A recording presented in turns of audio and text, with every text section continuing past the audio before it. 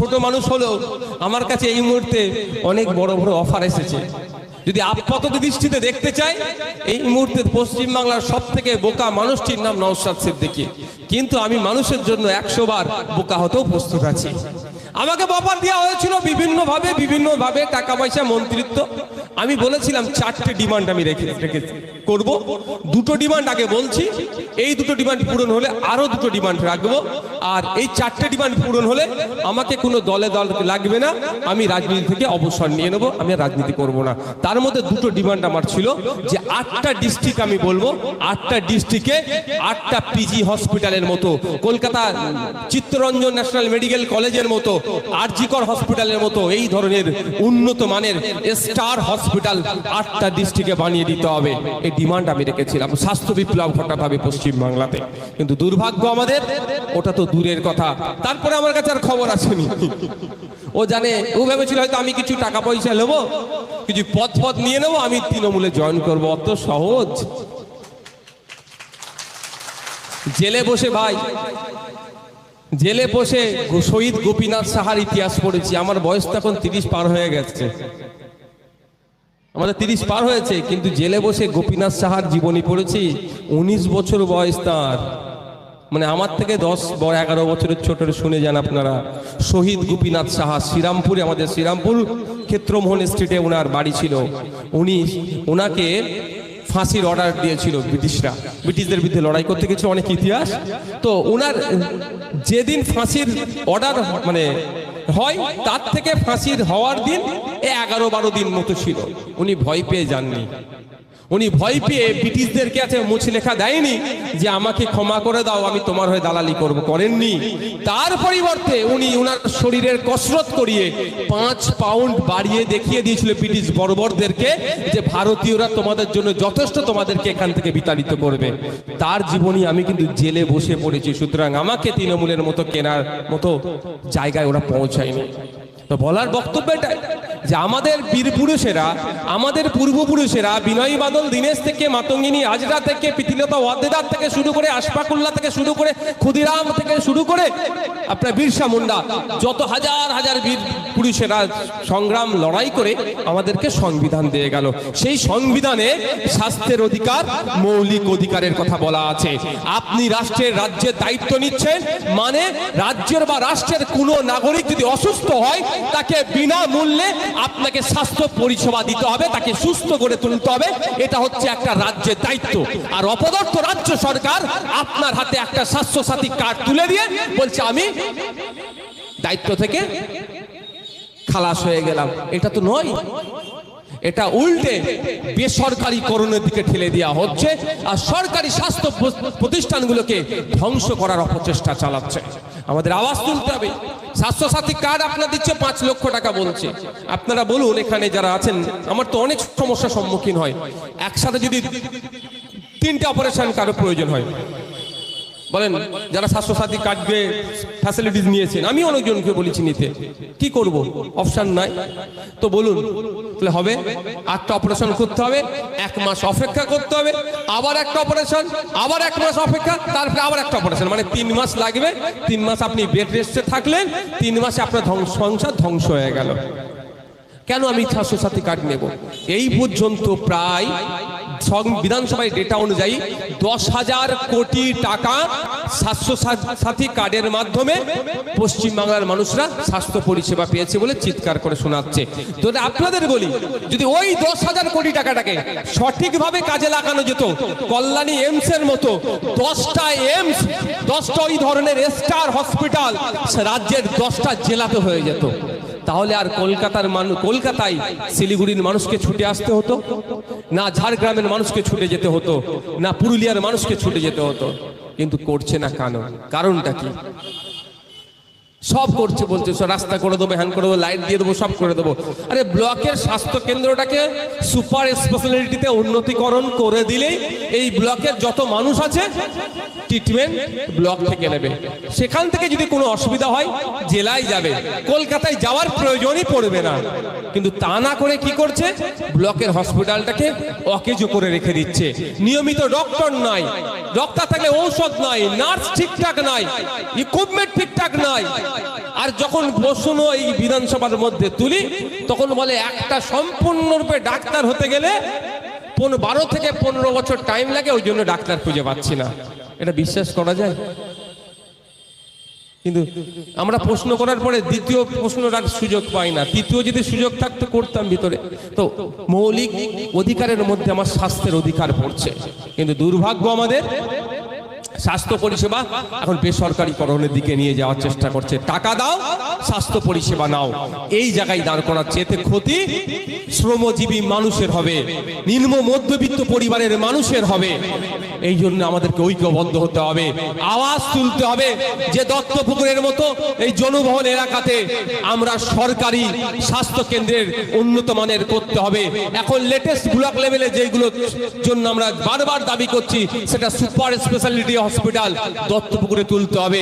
এটা শুধু একদিনের দায়ী আওয়াজ নয়, স্টুডেন্ট ফ্রন্ট যে আওয়াজ তুলেছে একটা সংগঠন আওয়াজটা নয়, দত্তপুকুরের প্রত্যেকটা মানুষকে আওয়াজ তুলতে হবে।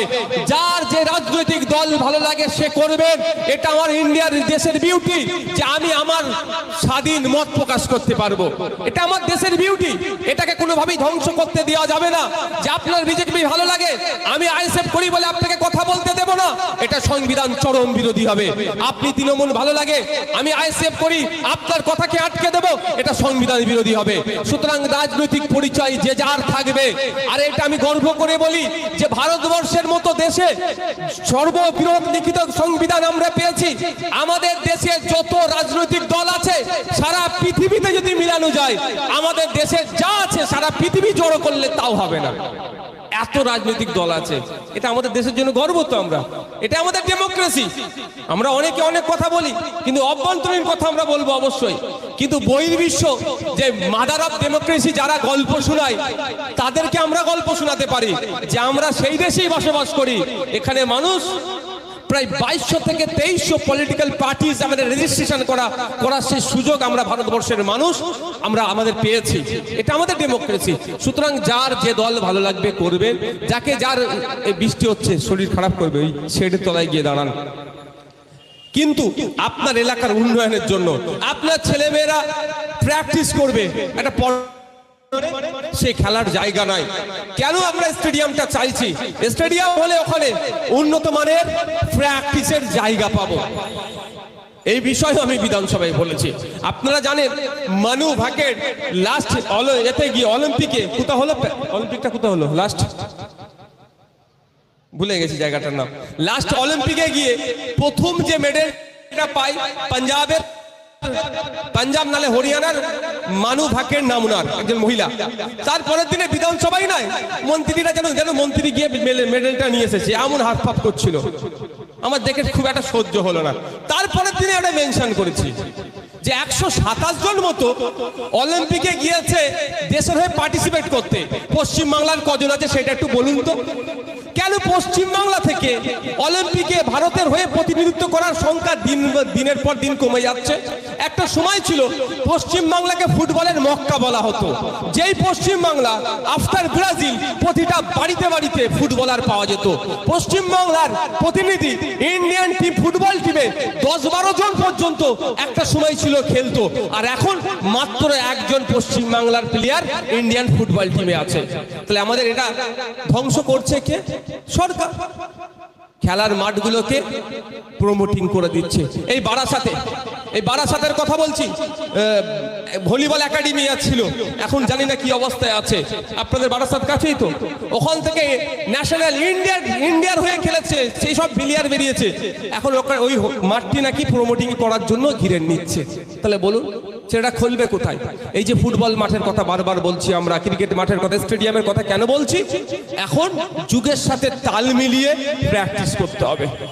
একটা সময় ছিল আমার বাপ কাকারা যারা, আপনাদের জেঠুরা যারা, তারা যেমন খাদ্য খেত, বিশাল ক্ষমতা ছিল, তারা বিনা ট্রেনিং এ ইন্ডিয়ান ফুটবল টিম কাঁপিয়ে এসেছে। কিন্তু এখন কিছু টেকনিক্যাল পার্টও থাকে। আমরা স্টেডিয়াম ওই জন্যই চাইছি যে এখানে প্রপার অনুশীলন হবে, প্র্যাকটিসটা যথাযথ হবে। এই দত্তপুকুরের ছেলেরা শুধু পশ্চিম বাংলার ক্রিকেট ফুটবল টিম নয়, দেশের ফুটবল টিমের হয়ে, দেশের ক্রিকেটের টিম হয়ে, দেশের বিভিন্ন যে ডিসিপ্লিন আছে সেই সমস্ত হয়ে প্রতিনিধিত্ব যাতে করতে পারে, তার সূচনা আমরা এখান থেকে চাইছি। এই জন্যই আমাদের ছেলেরা এখানে স্টেডিয়াম চাইছে দত্তপুকুরের মানুষের জন্য। তবে স্টেডিয়াম তখনই হবে দত্তপুকুরের প্রত্যেকটা মানুষ তার রাজনৈতিক পরিচয়ের ঊর্ধ্বে গিয়ে দত্তপুকুরের স্টেডিয়াম চাই বলে যখন আওয়াজ তুলবে, সরকার তখন বাধ্য হবে এখানে স্টেডিয়াম করে দিতে। আর সাথে সাথে একটা পয়েন্টে তো এটা ভুলে গিয়েছে, আমি আপনাদের বলে যাই, শুধু স্টেডিয়াম হলেই প্লেয়ার তৈরি হবে না, ফিউচারটাও সিকিউর করতে হবে। একটা সময় ছিল রাজ্য সরকারের বিভিন্ন চাকরির ক্ষেত্রে 2% কোটা রিজার্ভেশন ফর স্পোর্টসম্যান, রিজার্ভেশন ছিল। আমি নিজেও একজন ভলিবল প্লেয়ার, সেই জন্য আমি জানতাম। তো ওটাও রাজ্য সরকার এসে তুলে দিল। একটা সময় ছিল পশ্চিম বাংলায়, যখন বামেদের শেষ সময় একদম 10,000 ছেলে মেয়েদের পশ্চিম বাংলার যারা বিভিন্ন ক্রীড়া ক্ষেত্রে তাদের মানে পারফরমেন্সের নিরিখে তারা উজ্জ্বল হয়েছে, মাস গেলে 500 টাকা তাকে স্টাইপেন্ড হিসাবে দেওয়া হতো। 10,000 ছেলে মেয়ে পেত, তার মধ্যে আমিও একজন ছিলাম। তো তারপরে বামে সরকার পরিবর্তন হয়ে তৃণমূল আসলো। আমি হয়তো ভেবেছিলাম 500 জায়গায় মাসে ওটা 1000 উঠবে, কিন্তু দুর্ভাগ্য আমাদের, এরা অনেক বড় বড় গল্প শোনায়, খেলা হবে গল্প শোনালেও কোন মাঠে যে খেলতে হবে, আসলে অন্ধকার জগতের প্রাণীরা আলোকে পছন্দ করে না, বুঝতে পেরেছেন তো? খেলা হবে কিভাবে? টেকনিকে তো খেলাবে, তোমার টেকনিক কি আছে, আমার টেকনিক কি আছে, তার বাদ দিয়ে রেফারিকে ভাড়া করে ওই পুলিশের মতো রেফারিকে যদি সাইডে নিয়ে নাও, যত ভালো প্লেয়ার হোক না কেন, ও গোল দিলে বলবে অফসাইড, আর অফসাইডে দাঁড়িয়ে গোল দিয়ে বলবে হ্যাঁ এটা বৈধ গোল। এই হচ্ছে না? আমি চ্যালেঞ্জ করে বলছি যে এমন একটা নির্বাচন ফেয়ার করে দেখাক, রেফারি নিরপেক্ষ থাকুক, তাহলে বুঝিয়ে দেবে বিরোধীরা তাদের পায়ে কত স্কিল আছে, গুনে গুনে 12খানা গোল দিয়ে ওদের ঘরে পাঠাবে। কিন্তু ওই রেফারি ভাড়া করেছে, রেফারি, রাইসম্যান, কাউন্সিল সব ভাড়া করে নিয়েছে। ভাড়া করে এখন বলছে খেলা হবে। ভাই তুই একাই খেল, যা, ছেড়ে দিয়েছি মাঠ এখন। আর ছেড়ে দেওয়ার জন্য তো আবার মানে ছেড়ে দিয়ে বেশিক্ষণ বসে থাকতে পারছি না। ওই ল কলেজে আমার বোনটাকে, শুধু ওই ল কলেজের কথা বলছি না, বিভিন্ন কলেজের কথা বলছি। খোঁজ নিয়ে দেখুন সিনিয়র দাদাদের হাতে নবগতা যে সমস্ত স্টুডেন্টরা আসে, কতজন কিভাবে হ্যারাসমেন্ট হয়, একটু খোঁজ নিয়ে দেখুন। অনেকে মুখ খুলতে পারে না।